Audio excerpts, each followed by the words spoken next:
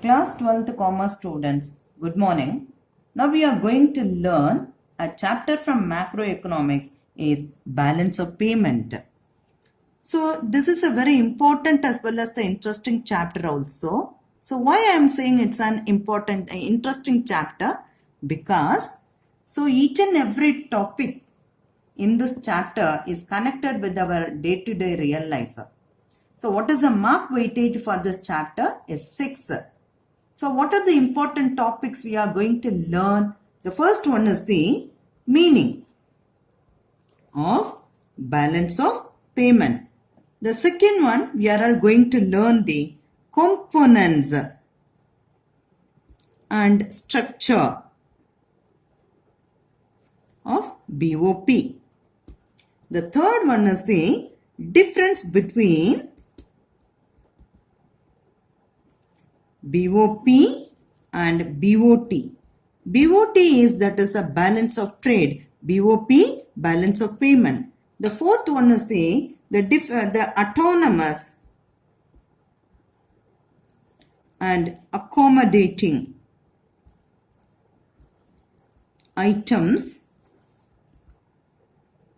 in BOP. The last that's a topic in this one is disequilibrium of BOP and find that's a solution for it. Solution for the disequilibrium.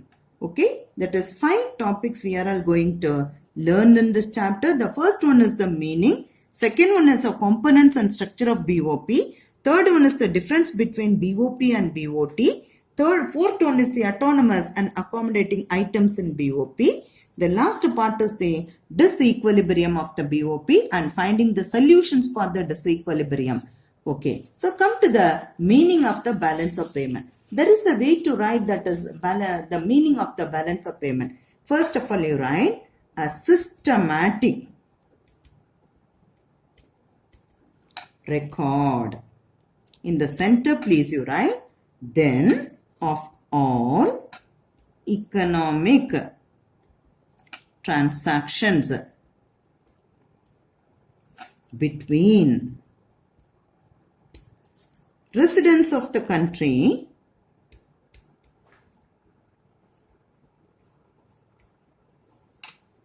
and the rest of the world, that means other country, during a given period of time. This is called as the balance of payment. That means a systematic record of all economic transactions between residents of the country and the rest of the world during a given period of time. Okay, so meaning we have seen. So come to the next one is the structure of the BOP. Otherwise, it is the method of the BOP. So what method we are all following to make that is a balance of payment? We are all using the double entry bookkeeping system. Commerce students, you know this that is a double entry bookkeeping system very well, because that means it says that the debit side should be equal to the credit side. That means the total amount of the debit should be equal to the total amount of the credit side. So one question it comes, balance of payment is always in a balanced condition? Yes, it is always in a balanced condition. The answer is because they are all following the double entry bookkeeping system. This is the way. So come to the next part, the components of the balance of payment. It's a very big one. Components, nearly we can make 3 or 4 questions from that part. Components of the balance of payment. Okay, first of all, in the left hand side you write that is the debit side. In the right hand side you write that is the credit side. The first transaction in the component is the first one is the imports of goods.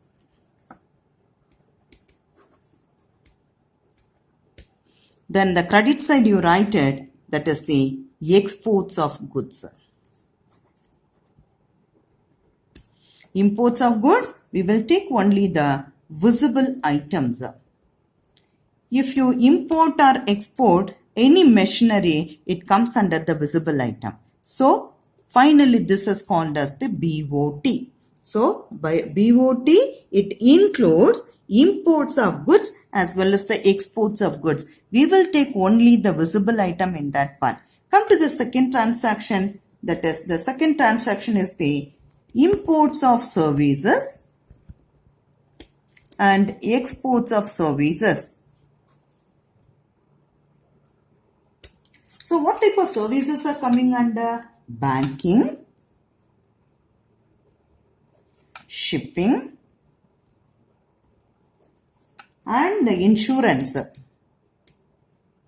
These type of services are coming in the, if you make it these services to other country, that is exports. We are all receiving this type of services. It comes under the imports.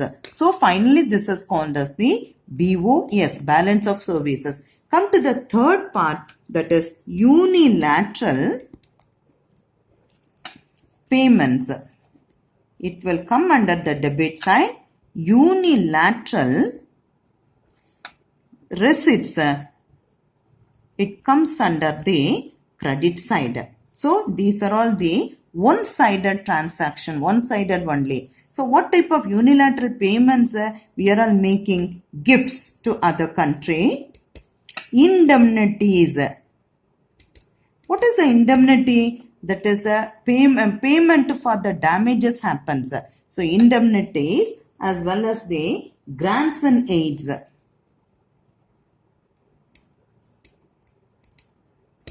Okay, gifts, indemnities, grants and aids. We are all making to other country. That time it comes under the unilateral payment. When we are receiving these type of facilities from other country, these type of things are receiving from other country, it comes under the unilateral receipts. So once we add the BOT, BOS and unilateral transaction, this is called as the balance of payment current account. That means that is imports of goods, exports of goods, imports of services, exports of services, unilateral payments, unilateral receipts. Once you add together, these are all coming under the BOP's current account. Okay, so up to this level, there are three chances are there. The first one is the balanced. That means the debit side as well as the credit side are equal. That time it is a balanced balance. Then when it will become the surplus one, the credit side of the transactions will be greater than the debit side. On the other hand, the debit side will be greater than the credit side of the transaction. That time it shows the deficit.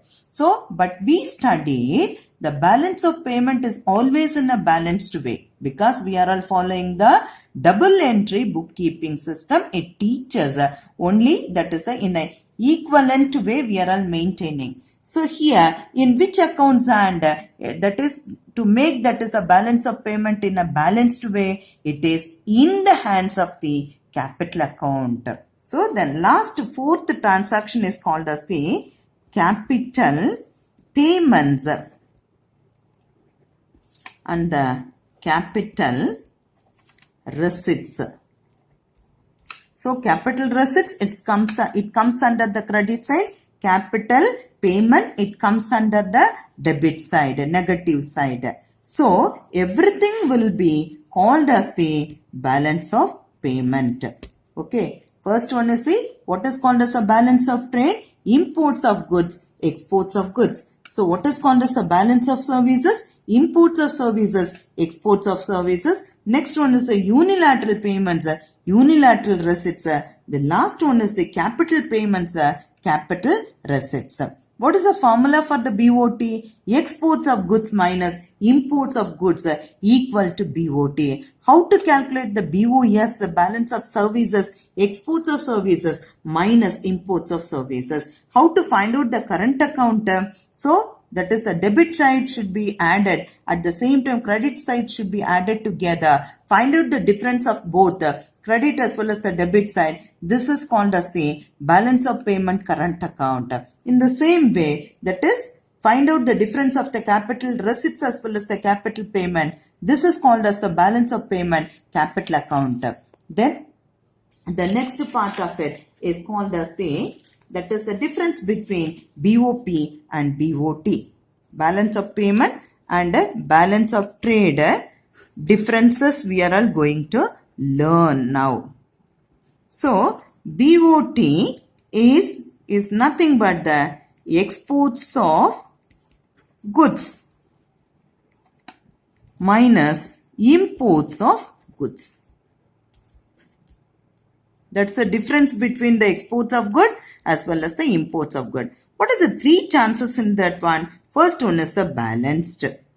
Second one is the surplus. Third one is the deficit. See, when it will be balanced, the exports of goods equal to the imports of goods. When it will be surplus, the exports of goods will be greater than the imports of goods. When it will be deficit, the imports of goods will be greater than the exports of goods. Next one is the next topic, autonomous and the accommodating items of the BOP. So come to the autonomous items.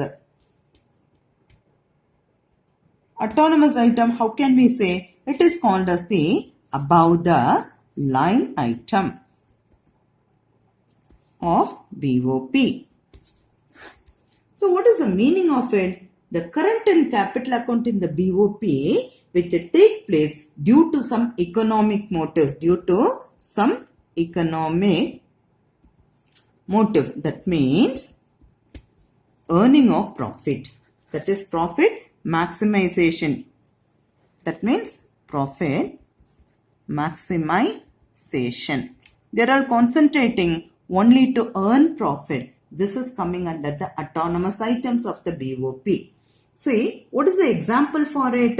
So, if the foreign companies are investing in the domestic country only to get the profit, that time it comes under the autonomous items. Here also, it creates the disequilibrium. Surplus or the deficit, there is a chance. So, come to the next part of this thing. So, under the autonomous items, it is independent in nature. It is independent in, never ever think about make it as a balanced one. So, earning of profit, then second part we will see it that is independent in nature. Come to the accommodating items of BOP. This is called as that is below the line item. Autonomous is called as above the line item because they are concentrating only to earn profit. But accommodating items in BOP, this is called as the below the line item. Because any imbalances that is made by the autonomous items, it will be settled by accommodating items. Okay. So, we studied balance of payment is always in a balanced way. So, any imbalances, it is done by that is autonomous items of the BOP. It will be smoothly settled by the accommodating items of the BOP. How it is possible? That is capital. How it is possible? The capital inflow when it is deficit, then the capital outflow will be there at the time of surplus. In that way, they are covering the balance of payment. Is it clear? Okay, come to the next part of the BOP, disequilibrium of BOP. What are the causes of the disequilibrium? Disequilibrium means imbalance. That means either surplus or the deficit. This is the thing of the disequilibrium. So, anything will be happening. Mostly, the balance of payment, it will be in the deficit way. So, what are the reasons for that one? There are three factors. It is there. The first factor is the economic.